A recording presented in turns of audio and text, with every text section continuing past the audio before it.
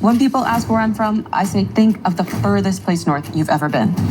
Hello, you're listening to Abstract AF from Sneha as well, and I'm going to talk about North of North. But before that, you need to know that I am an Indian who has spent most of her life in the south of India, in a city where the average temperature hovers around 30 degrees Celsius on most days.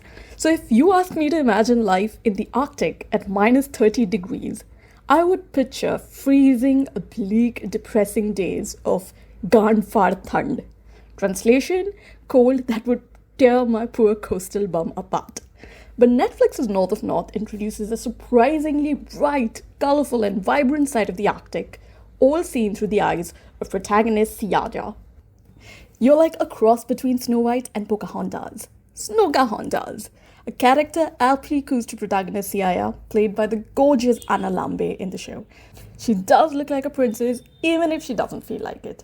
Siaya is a 26-year-old Inuk woman who married too soon and is now attempting to forge her own independent identity in her tiny Arctic village called Ice Cove.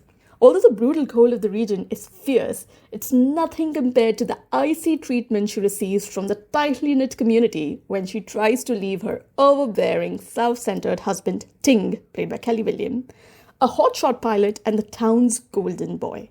Ting is like Ken to Siaya's Barbie, except Siaya doesn't want to play house anymore. The 8-part season 1 of North begins with a broke Siaya moving into her mother Nivi's house with her adorable daughter Bun. A single mother herself and a small business owner, Nivi, played by Micah Harper, is not thrilled to have her privacy infringed upon. But you can't really let your daughter and cute granddaughter be homeless, can you? Thus begins Siaya's mission, which includes finding a full-time job, helping her community, and maybe finding new love on the side. The cinematography of the show is stunning, capturing life in the Arctic in all its different shades, from seal hunting expeditions to quirky traditional gaming competitions, and talk of shamans being in people's family. Viewers unfamiliar with the Inuk way of life will learn a thing or two from the show for sure. Add to the great cinematography, I thought the background score was also very upbeat and apt in many moments. The love-hate relationship between Nivi and Siaya would be entertainingly relatable to many viewers, especially if you have a complicated relationship with your mom. And what makes it more complicated is the fact that Nivi is a recovering alcoholic and clearly has a closet full of skeletons. So North of North also focuses on Siaya accidentally finding out about her biological dad's identity and then attempting to build a relationship with him. Anna Lambe is undoubtedly the standout star of the show. Her cheery, never-give-up attitude, even when it borders on annoying optimism, is incredibly endearing. Jay Ryan plays Alistair, a senior researcher for a company looking to build a research facility in Ice Cove, while Braden Clark plays his assistant Cook. These two newcomers breathe life into the town's almost dead dating scene. Siaya is hilariously encouraged by her two young co-workers to lose her second virginity, their words not mine, and dive into the town's limited dating pool. So there's ample comedy in the show, but you also have some serious themes of complicated family ties.